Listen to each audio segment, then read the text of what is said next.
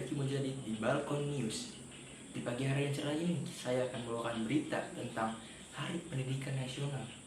Dan saya akan mengingatkan Anda kembali bagaimana sih awal pendidikan di Indonesia itu. Berikut cuplikannya. Ki Hajar Dewantara lahir pada tanggal 2 Mei 1889 dengan nama Raden Mas Suwardi Suryodingrat. Ia menamatkan pendidikan dasar di ILS, Sekolah Dasar Eropa atau Belanda. Kemudian sempat melanjutkan ke Stovia, Sekolah Dokter Bumi Putra. Tapi tidak sampai selesai karena beliau sakit. Setelah tidak berhasil menyelesaikan pendidikannya, Suwardi mengawali karirnya dengan bekerja sebagai penulis dan wartawan di beberapa surat kabar, antara lain di Sedio Tomo, Midden Java, The Express, Utusan Hindia, dan lain-lain. Suwardi tergolong sebagai penulis yang handal.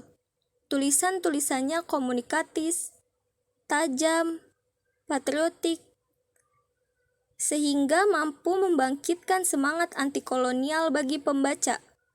Tulisan Suwardi yang cukup terkenal adalah Als ik Ems Nederland was, yang berarti andai aku seorang Belanda. Tulisan beliau dimuat dalam surat kabar The Express pada tahun 1913. Karena tulisan itu, ia dibuang ke Belanda. Tetapi ia memanfaatkan kesempatan tersebut untuk mendalami pendidikan selama di Belanda. Suwardi kembali ke Indonesia pada bulan September 1919. Pengalaman yang ia peroleh kemudian digunakan untuk mengembangkan konsep mengajar bagi sekolah yang ia dirikan pada tanggal 3 Juli 1922, yaitu Perguruan Nasional Taman Siswa. Saat ia genap berusia 40 tahun, ia mengganti namanya menjadi Ki Hajar Dewantara.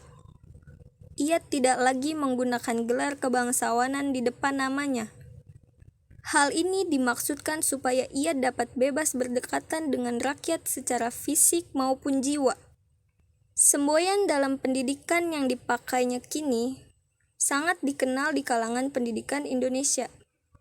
Secara utuh, semboyan itu dalam bahasa Jawa berbunyi Ingarso Sungtulodo Ingmadyo Mangunkarso Tuturi Handayani, yang berartikan di depan memberi contoh, di tengah memberi semangat, di belakang memberi dorongan.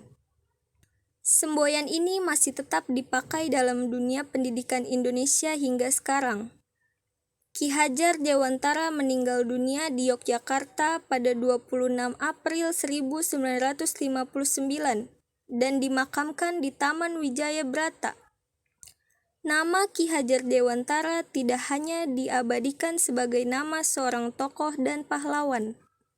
Tanggal kelahirannya yaitu tanggal 2 Mei dijadikan sebagai Hari Pendidikan Nasional. Ia juga ditetapkan sebagai Bapak Pendidikan Nasional. Nama Ki Hajar Dewantara juga diabadikan sebagai salah sebuah kapal perang Indonesia yaitu KRI Ki Hajar Dewantara. Dan potret dirinya juga diabadikan pada uang pecahan Rp20.000 tahun edisi 1998. Sebagai generasi penerus bangsa, jangan menyerah, terus mengejar cita-cita.